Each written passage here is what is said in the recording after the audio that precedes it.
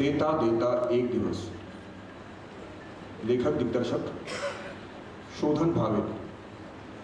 नेपथ्य आणि ध्वनी संयोजन महेश्वर पाटणकर. प्रकाश योजना प्रणव भागवत. कलाकार मारुतराव मल्हार कौसडीकर. सुखात्मे सोनल गोडबोले. अरुणा कुलकर्णी. रखमा सरिता सिधे. रावसाहेब शोधन भावे. संध्या नीत्या जाडवार.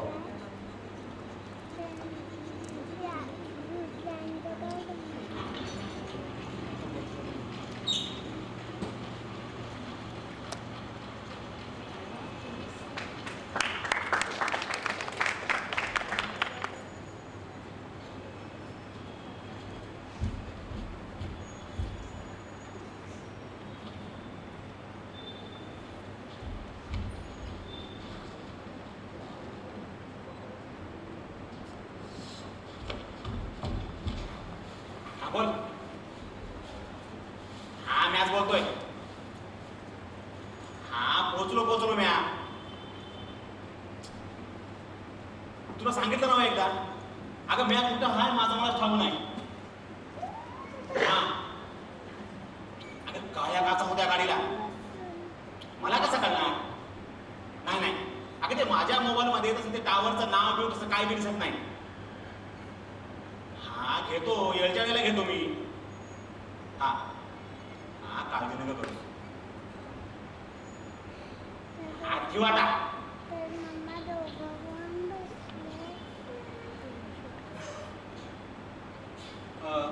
कोणी आहे का घरात? थोडं पाणी हवं होतं प्यायला.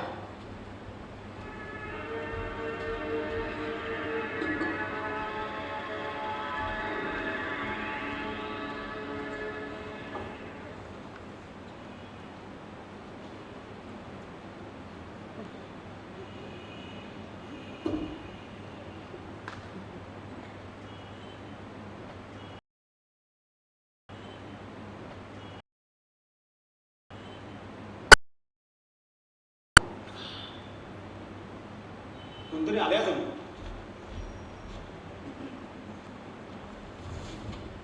नमस्कार. सुखात्मे विनया अरविंद सुखात्मे. नमस्कार. मी मारुतराव सोनवणे. तुमचीच वाट बघत होतो मी इतका वेळ. बरं झालं तुम्ही आलात. येणार तर होतेच. बराच वेळ तळेगाव स्टेशनच्या बाहेर उभी होते. त्यानंतर पोलिसांनी हटकलं पण तरी हल्ले नाही. साधं पाणी प्यायलाही हल्ले नाही. म्हणलं गाडी आली आणि मला न घेताच निघून गेली तर कशाला हल्ले नाही. असं एकट्या स्त्रीने स्टेशनच्या बाहेर उभं राहायचं म्हणजे. पण आली एकदाची तुमची गाडी. माझी गाडी? अहो मी नाही पाठवली गाडी. उलट तुम्हीच पाठवली ना गाडी माझ्यासाठी.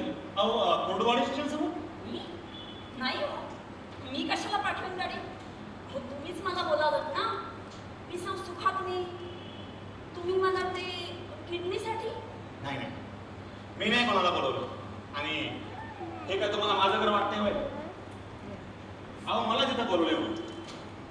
अच्छा तुम्ही पण माझ्यासारखेच. तुमची पण किडनी. हो ना. गेले 4 वर्ष झाले हा त्रास आहे बघा. जी नुसतं हैराण झालाय. मी सुखात्मे विनया अरविंद सुखात्मे. बँकेत नोकरी करते. औरंगाबादला पोस्टिंग आहे सुद्धा माझं. मी मारुतराव सोनवणे. आर्मीमध्ये होतो. 2 टर्म करून रिटायर झालो. सिक्युरिटी गार्ड म्हणून छोट्या मोठ्या नोकऱ्या करतो मी अजूनमधून. बँकेतून होतो बघा 4 महिने. पण या आजारामुळे कुठं माझी नोकरी टिकत नाही. अहो आजार वाढला की रजा होते आणि कामावर ठेवणारा कायमचीच रजा देऊन टाकतो. तुम्हाला पण त्रास हो ना. त्रास गेले कित्येक वर्ष आहे. पण मागचे 2 वर्ष खूपच जास्त त्रास होतो. आता तर दर 3 दिवसांनी डायलिसिस करावं लागतं मला. नशिबाने आमच्याच बँकेने एका डॉक्टरला कर्ज दिलंय. त्यामुळे माझ्या सोयीनुसार वेळ मिळते मला डायलिसिस. तरी त्रास आहे तो आहेच. मला पण अहो गेले 4 वर्ष झाले हा त्रास. जीव नुसता हैराण झालाय. आणि औषधपानाचा खर्चही काही कमी नाहीये. रिटायर्ड माणसाला परवडत नाही हा खर्च. आणि एक सर्व्हिस पण असल्यामुळं कुठं कुठेतरी चांगली नोकरी लागेल असं मला वाटत होतं, पण या आजारामुळं तेही होत नाही. पण आता थोडी आशा वाटायला लागली. 3 महिन्यांपूर्वी एक गृहस्थ भेटले मला. म्हणाले, पुन्हा रावसाहेब नावाच्या माणसाला स्वतःची किडनी दान करायची. तुम्हाला इच्छा असेल तर आम्ही तुम्हाला किडनी देऊ शकतो. मला पण सरकारी दवाखान्यामध्ये एक माणूस भेटला. किडनी हवी असेल तर मिळू शकेल असं म्हणाला. सुरुवातीला मी दुर्लक्ष केलं. म्हणलं किडनी मिळावी म्हणून इतके लोक नंबर लावून वाट बघत असतात आणि आपण अशी किडनी घ्यायची. त्यांना डावलून आपण स्वतःचा फायदा करून घ्यायचा, हेच मुळात चुकीचं वाटलं मला. हो ना, आणि असं काही करणं कायद्यातही बसत नाही. असं कोणीतरी आपल्याला किडनी देणार आणि आपण ती घ्यायची म्हणजे. पण नंतर समजलं, किडनी देणाऱ्या माणसाची कुठल्याही प्रकारची पैशाची अपेक्षा नाहीये. त्याला फक्त चांगल्या माणसाला किडनी द्यायची. मग मीही विचार करू लागले. मग मेडिकल टेस्टची भली मोठी लिस्ट दिली होती त्यांनी. बरेच दिवस मी ती लिस्ट तशीच माझ्यापाशी ठेवली. हो, आणि टेस्टचे पैसेही तेच देतो म्हणाले. अगदी एक पैसाही खर्च नाही आला टेस्ट करायचा. माझ्याही सगळ्या टेस्ट नॉर्मल होत्या. आणि आपण काही पैसे खर्च करायचे नाहीत. वर जो देणार आहे तोच सगळा खर्च करणार असं म्हणल्यावर मी ठरवलं की ही संधी काही सोडायची नाही. हो ना, म्हणजे किडनीही देणार आणि त्यासाठी येणारा सगळा खर्चही तोच माणूस करणार. म्हणजे अगदी दान आणि वर दक्षिणा असाच प्रकार झाला की हा. हो ना, मी लगेच त्यांना हो म्हणून सांगितलं. अगदी जिथल्या तिथं. अहो, काय कायदेशीर आणि काय बेकायदेशीर याचा विचार करायला माणूस जिवंत असायला हवा ना. खरंय, मीही अगदी हाच विचार केला आणि माझा होकार कळवला. सिनेमाच्या लाईन मध्ये तिकिटासाठी उभं राहावं आणि निर्मात्यांनी प्रीमियरचे पासे स्वतः हातात आणून द्यावे, असंच की. आता लाईन मध्ये उभे असलेल्या इतरांवर अन्याय होईल हे जरी खरं असतं तरी त्यात माझा काय दोष ना. मग एक दिवस मला फोन आला आणि काल रात्री मला कुर्डुवाडी आणि मला तळेगाव स्टेशन समोर रात्री 11:30 वाजता. मग एक पांढऱ्या रंगाची पण काळ्या काचा असलेली गाडी आली. गाडीत 2 माणसं होती. दोघंही जण अगदी कामापुरतं बोलत होते. थर्मासमध्ये चहा आणि डब्यात जेवण आणलं होतं त्यांनी माझ्यासाठी. म्हणजे गाडी कुठे मध्ये थांबावी लागू नये, रस्त्यात कुठे उतरावं लागू नये. सुरक्षित वाटलं खरं, म्हणजे 2 पुरुष आणि मी एकटी. पण एखादं मिलिटरी ऑपरेशन असावं एवढी चोख व्यवस्था आणि तितकीच गुप्तता पण. ड्रायव्हर आणि त्याचा साथीदार अगदी कामापुरतं बोलत होते, एकमेकांशी सुद्धा. इतका कमी बोलणारा ड्रायव्हर आयुष्यात पहिल्यांदा बघितला. तळेगावपासून निघाल्यावर आपण कोणत्या दिशेला किती अंतर जातो हेही कळेल. आपण नेमकं कुठे चाललोय, किती वेळ लागणार आहे, कुठल्याही प्रश्नाचं उत्तर ते देणार. मी मात्र निघाल्यापासून अंतर, दिशा आणि वेग याचा अंदाज घ्यायचा प्रयत्न करत होतो. पण गाडी मुद्दामून गोल गोल फिरवली जात होती. लागोपाठ 4-5 वेळा डावं वळण आणि मग लागोपाठ 4-5 वेळा उजवं. मला डिसओरिएंट करण्यासाठी. नक्कीच, अहो, मी आर्मीमध्ये होतो.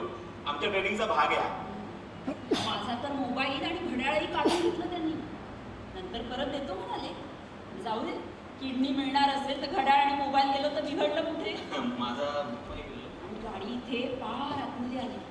एखाद्या मोठ्या बंगल्याच्या आवारात आल्यासारखं वाटलं.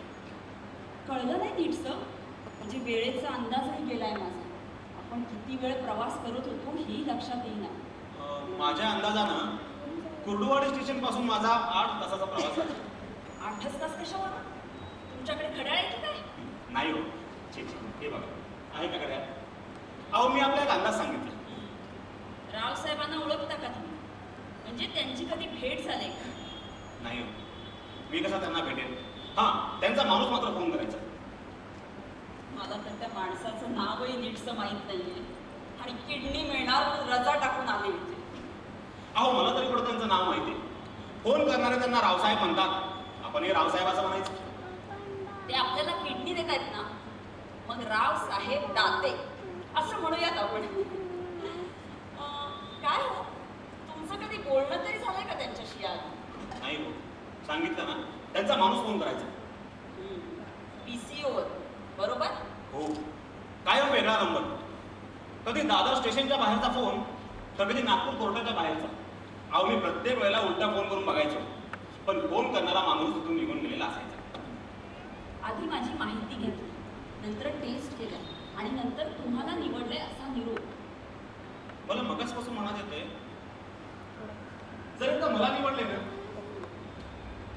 मग परत तुम्हाला कशाला?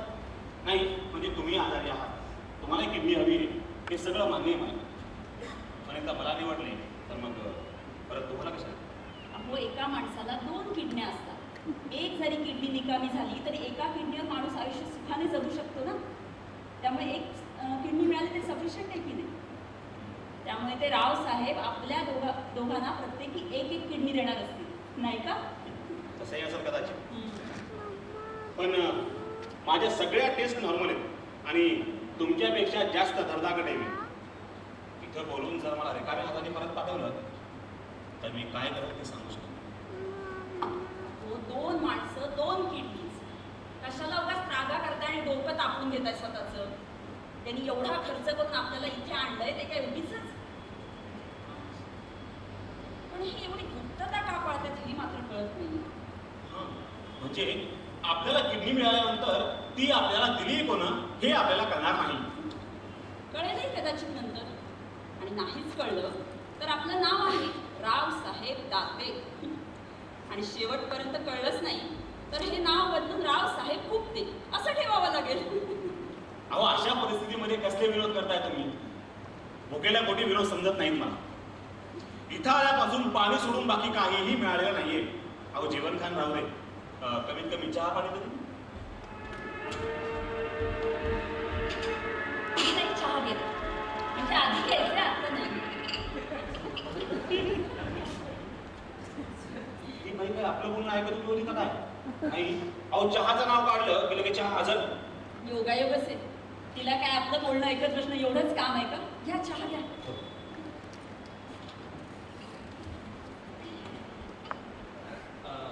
तुम्ही पण काय थोडंसं?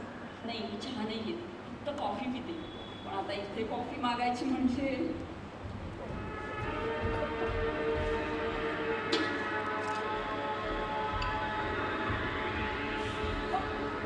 ही काय अल्लादीनच्या दिव्यातल्या राक्षसाची धाकटी बहीण आहे की? म्हणजे चहाची इच्छा मनात आणली की चहा हजर, आणि कॉफी म्हणल्याबरोबर कॉफी हजर. मी सांगतो, हा, ही बाई पाळत ठेवते आपल्याला.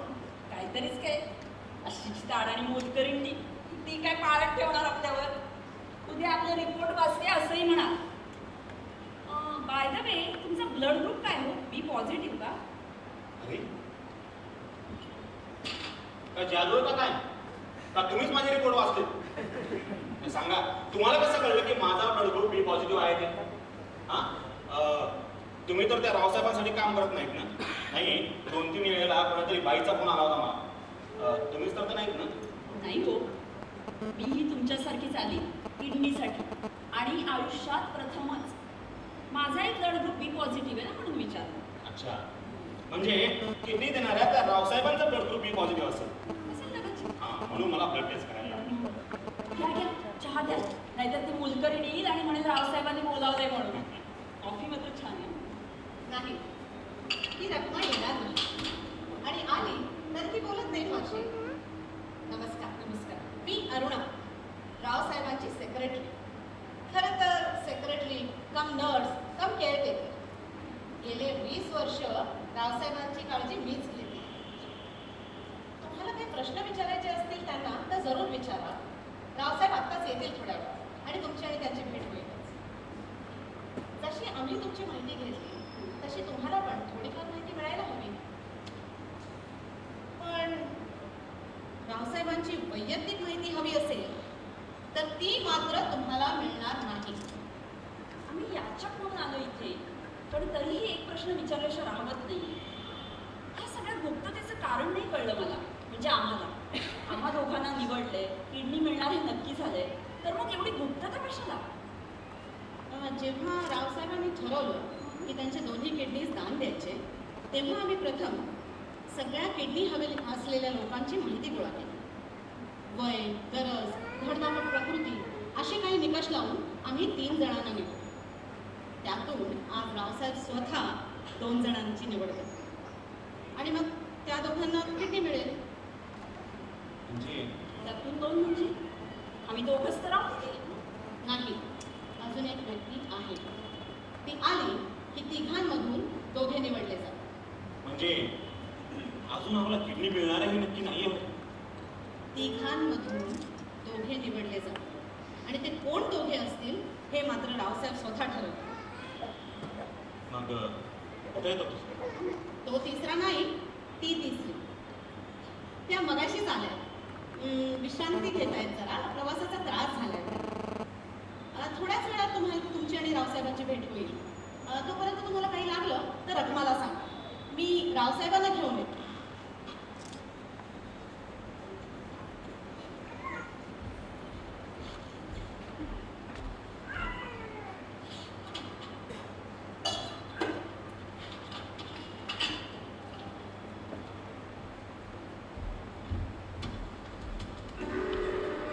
नमस्कार करते रावसाहेब. नमस्कार. काही नाही, काय नका करू. कुणीही माझ्या पाया पडावं असं काहीही केलेलं नाहीये मी. अहो पण आता करणार आहात ना म्हणून. हे नश्वर शरीर बरोबर का घेऊन जाणार आहे मी? आणि आयुष्याचे असे कितीसे दिवस राहिले हृदयविकार,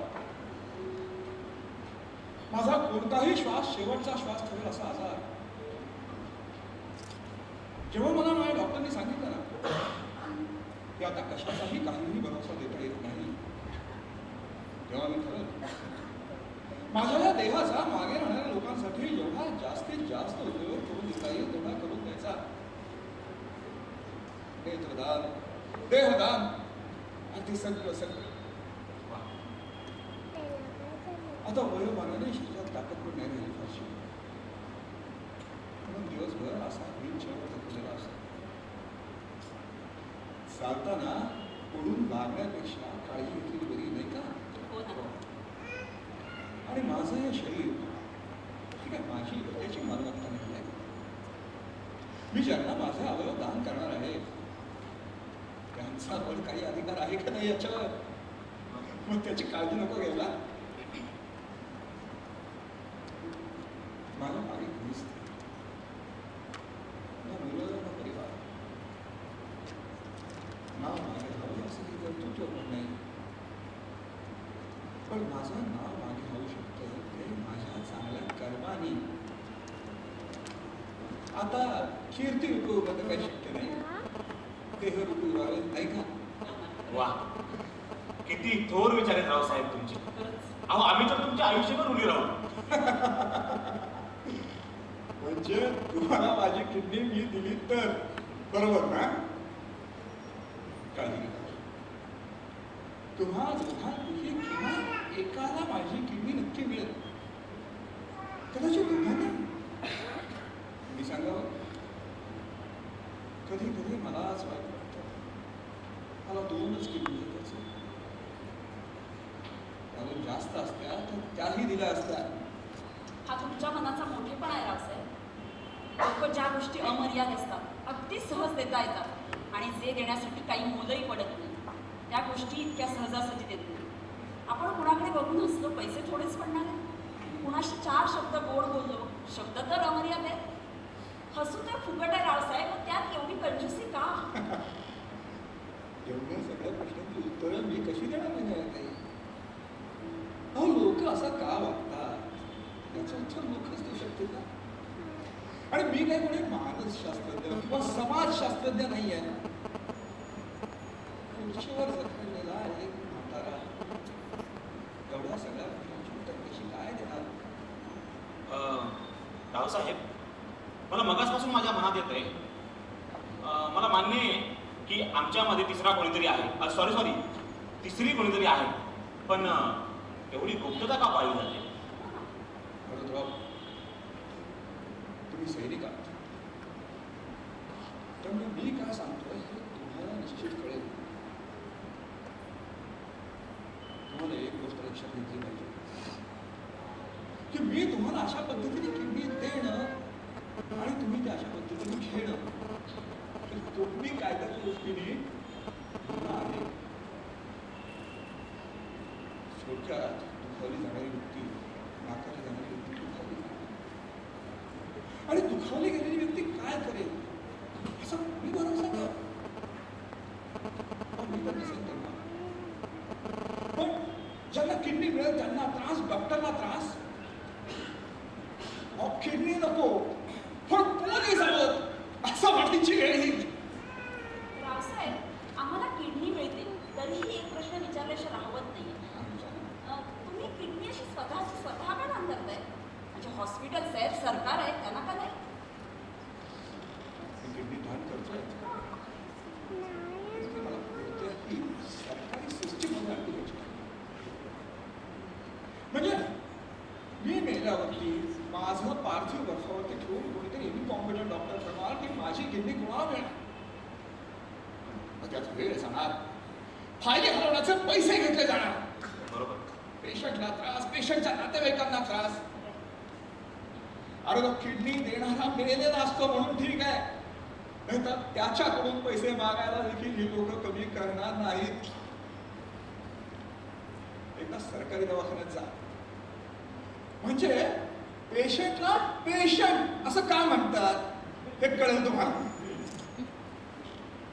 अरे जी लोक पोस्टमॉर्टम करताना लाच घ्यायला पुढे मागे बघत नाहीत त्यांच्यावर मी काळी मात्र भरोसा घेऊ शकत नाही. आणि म्हणून मी ठरवलं, भले बेकायदेशीर असलं तरी चालेल पण माझी किडनी मी स्वतः दान करणार. मी स्वतः लाभार्थी ठरवणार. माझ्या शरीराचं काय करायचं एवढं जरी ठरवण्याचा निर्णय मला हवा तर नको. हे कोण माझ्या शरीराचा निर्णय घेणार? म्हणून मी ठरवलं की मी स्वतः लाभार्थी ठरवेन.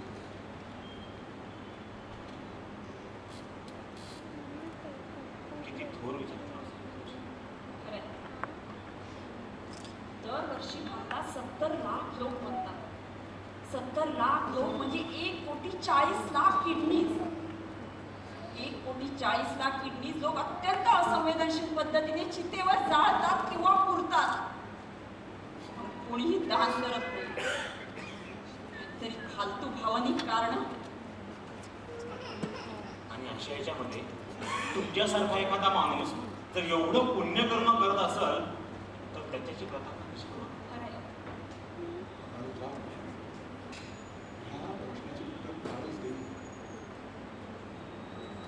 कारण 65 वर्षाच्या आयुष्यामध्ये एक गोष्ट निश्चित शिकवत की माणसाच्या आयुष्यात कधीही कायमस्वरूपी नसतात. कोण संध्याताई या प्रवासात काही त्रास नाही ना झाला? प्रवास चांगला झाला, काही त्रास नाही. जरा प्रवासाचा शीण आला होता, थोडी विश्रांती घेत होते. तुमच्या माणसांनी व्यवस्थित सोय लावली होती, काही सुद्धा त्रास झाला नाही. अहो, इथे तुमची जास्तीत जास्त काळजी घेतली जावी हाच आमचा प्रयत्न असतो. मी आहे, रखमा आहे, तुम्हाला काही लागलं तर अगदी निसंकोचपणे सांगा. का लाजवता येता येईल? अहो, अगदी घरच्यासारखी व्यवस्था केली आहे. घरच्यासारखी कशाला, त्याहून कित्येक पटींनी चांगली. घरी काही नोकर चाकर नाही. नोकर चाकर कशाला, माणसं तरी कुठं आहेत? आई गेल्यापासून धाकट्या भावांनी वेगळं घर केलं, येणं जाणं कमी केलं, संबंध तोडून टाकला. इथं 4 माणसं आहेत, हवं नको ते विचारलं जातंय. कर्तव्य आहे ना आमचं. मुख्य म्हणजे नवीन आयुष्याची एक आशा. हा आजार झाल्यापासून जिवंत असून मेल्यासारखं आयुष्य जगतीये मी. फक्त संसर्गजन्य रोग झालेल्यांनाच माणसं टाळतात असं नाही बरं का. जिथं कुठं जबाबदारी अंगावर येईल अशी जराशी शंका जरी आली की लगेच माणसं पळ काढतात तिथे. होईल हो सगळं नीट. आणि जे मागे घडून गेलंय त्याच्याबद्दल सारखा विचार करू नये माणसांनी. बरोबर आहे. आपली नजर कायम भविष्यावर असावी. मला एक सांगा, तुमच्या सगळ्यांचा गडू बी पॉझिटिव्ह आहे ना? हो. पण रावसाहेब, मला एक प्रश्न विचारायचा वाटतो. तुमचा पण ब्लड ग्रुप बी पॉझिटिव्ह आहे का? बरोबर. माझा फक्त ब्लड ग्रुप बी पॉझिटिव्ह नाही आहे, तो माझा आयुष्याकडे बघण्याचा दृष्टिकोन आहे बी पॉझिटिव्ह. सॉरी रावसाहेब, तुम्ही वयाने मोठे आहात माझ्यापेक्षा. पण मी जे भोगतीये, जे मी भोग